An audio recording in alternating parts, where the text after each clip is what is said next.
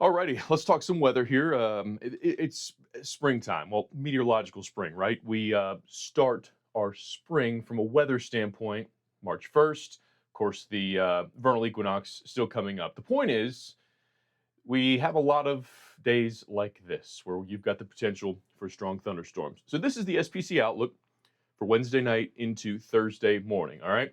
Rough idea, we'll say enters the extreme northwestern part of Alabama as early as 6 o'clock. Most of the storms will be pushing off to the east southeast. So you can see 7 to 10 for areas like Fayette, like Hamilton, Haleyville, Double Springs, Cullman, Huntsville, Florence, Russellville, Moulton, and then pushing south by about 10, 11, 12 o'clock, Tuscaloosa, Birmingham, Gadsden, Anniston, Demopolis, Alabaster, Pelham. And then, really beyond that, around midnight onward, this starts to push into southeast Alabama, where I really don't think there's going to be a threat with this. It's very interesting. The more I look at it, like I said, it, things could change, but the more I look at this, the less severe characteristics it seems to exhibit here. So let's take it step by step. I want to start with our future view. We'll move ahead here to Wednesday evening. And what we're going to see on Wednesday evening is this line again approaching. It's broken. It's not really a concrete line. It does not look very threatening at all. Typically, what you want to see is something that's more linear, all kind of lined up. There's a look at the Baron 3K. So there's the difference, in the model looks there just from those two. So the HERS, pretty reliable. So we're going to stick with this one. But the point is, the lead edge does not look well structured. And overall parameters will be dropping from there on out. So this is now at 8 o'clock. What do we have? We've got storms, clustered, broken from Gadsden down to Demopolis. This is at 8 o'clock. Remember, not an answer key by any means, but just a general idea. We'll move ahead to right around about midnight. And, we can see that now we've got a cluster of thunderstorms that's pushed south of I-20. This is a one and done thing. You won't have multiple rounds with this. Now, you can have prolonged rain, but the only threat of anything strong would be on the very lead edge. And then once this pushes past you, again, it's just rain. So we'll zoom back out. You're going to notice this back here. This is probably going to end up, if this forms, we call this a MCS. This would be the strongest part of this entire system. As this linear feature comes in, it's got inflow from the Gulf, and would probably have no issue sustaining itself even into the wee hours of Thursday morning. So that was at 11 o'clock. Moving now to 2 a.m. And again, I don't see anything threatening about this. And again, I'm trying to take this lightly because it's just a model run, but most of what I've looked at just does not point at this being any sort of really, really good setup. A week ago, I thought, okay, this kind of has that classic look to it, and it bears watching, and it still does, but certainly is not as threatening as I initially thought. And honestly, what we had on Monday afternoon was probably a little bit more of a juicy atmosphere, juicy setup.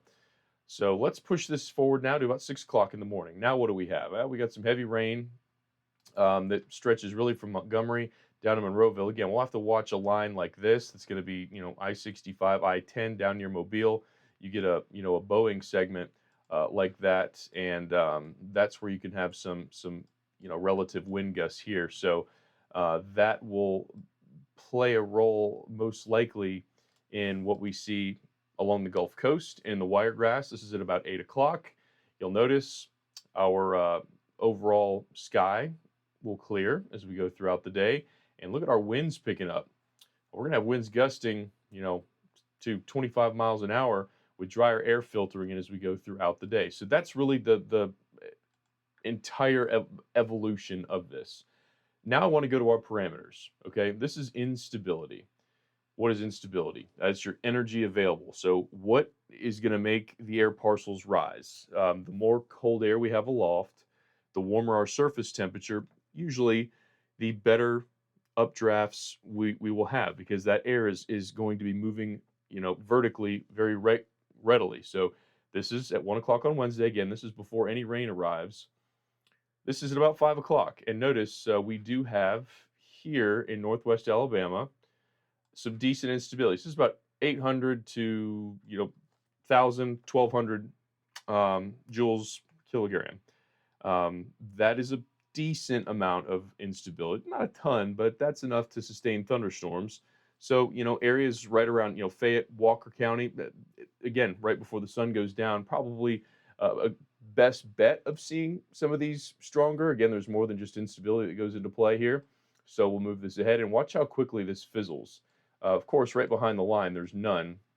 But now here, looking at Birmingham at about 8 o'clock, this is much more marginal from an instability standpoint. And then as we get closer to midnight, it's really not there, except back here into Mississippi. As you get a little bit closer to that US 43 stretch, down here between Demopolis, Thomasville, and then the eastern half of the state, there's really nothing. So I think that's why the outlook there is much lesser so.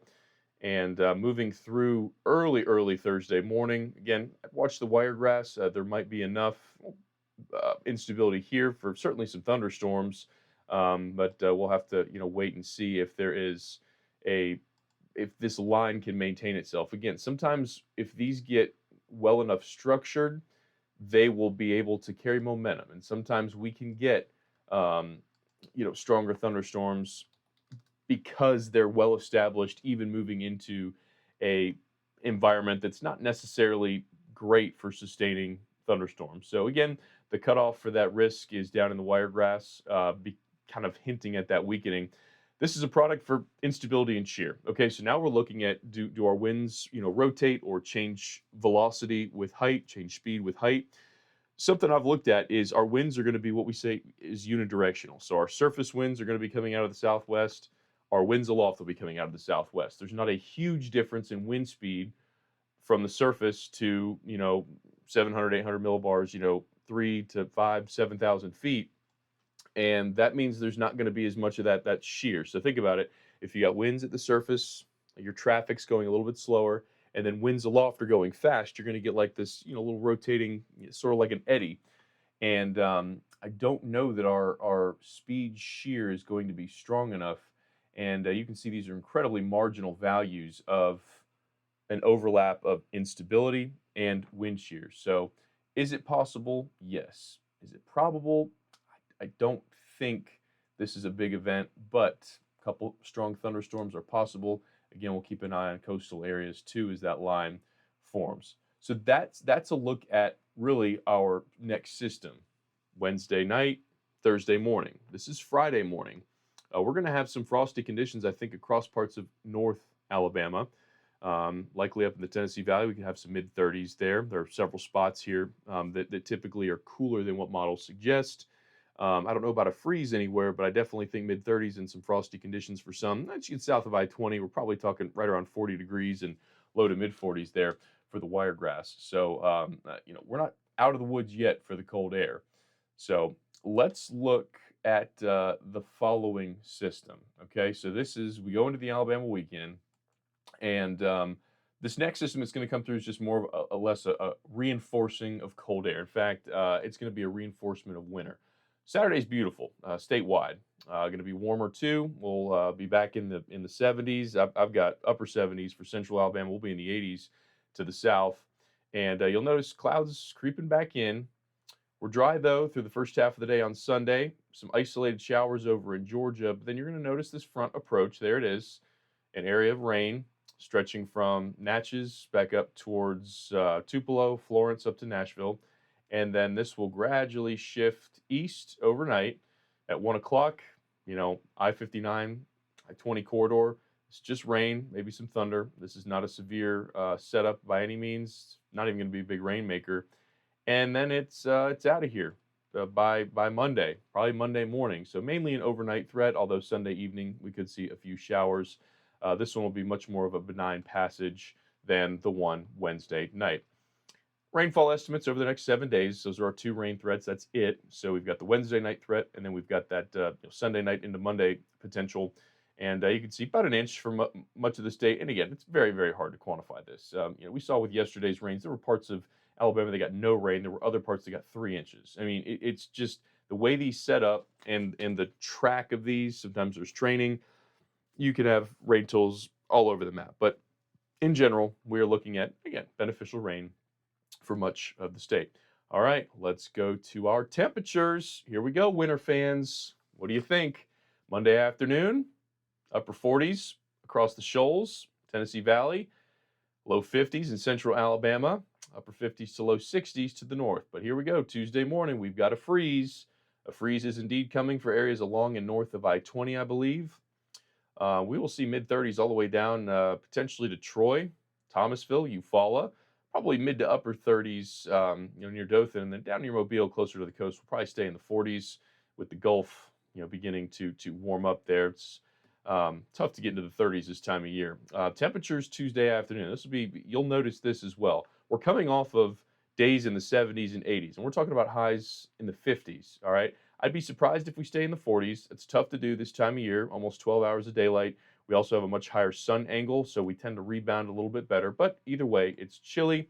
And then here we go on to a Wednesday morning. Once again, the 30s will probably have spotty freeze in extreme northern Alabama, frosty conditions in much of central. But I mean, 30s pretty much statewide here. And then we're talking about, mid-March. The final freeze for a lot of these places. Dothan typically has its final freeze at some point late in February. All right, for Montgomery, it's early March, I believe around the 4th or the 5th. For Birmingham, it's not until the 24th of March. And Huntsville typically has its last freeze around April 1st. So we're still not out of the woods here in northern Alabama, and I don't expect a freeze in places like Dothan, Andalusia, anywhere down to the south. But, we'll be approaching frosty-like conditions. And we start to warm up by the middle of next week.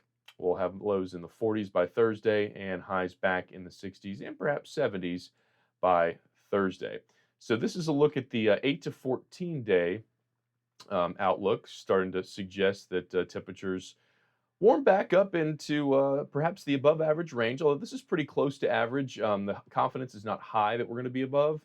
And then this is more the short term, 6 to 10 days. So you can really expect this through the end of next week is temperatures to fall just below average. And again, a lot of the coldest is going to be in the early part of the week, as I just showed you there. So one more time, I'll show you this SPC outlook, the timing. Again, this is not exact, but you're talking much later the time frame for areas in southeast Alabama, the Wiregrass. We'll be done with this in the Birmingham metro probably by 1, 2 o'clock in the morning. And we'll have to wait and see. Once this initializes, we'll be able to better, break this down. With the wind profiles the way they are, if they are unidirectional and stay that way, that's a straight line wind threat. That's not really a tornado threat, although sometimes weird things can happen. So we'll take a look at that. Speaking of weird things, last thing I want to show, this is a look at the National Weather Service report. This was just completed on Tuesday, a EF0 track. This is in very rural parts of Jefferson County. And you can see there the thunderstorm damage, the EF0 damage in a path of 5.8 miles. Here's a look at the track of that. And you can kind of see from start to finish, not very long, but it went right over to Mud Creek, and this was the one that caused the damage yesterday. Is what we were kind of all up, watching here in northern and central Alabama. So hopefully we don't have any of that Wednesday night. If so, we'll be prepared, and you be prepared as well. This is that time of year where we say, have weather awareness. I've been several schools this week, and we say have ways to be notified. That is like number one. In making sure that you know that something is coming. And again, I don't expect a whole lot in terms of severe weather, but as always, we'll keep a close eye on it. That's your forecast here for this kind of midweek update. Hope you guys have a wonderful evening.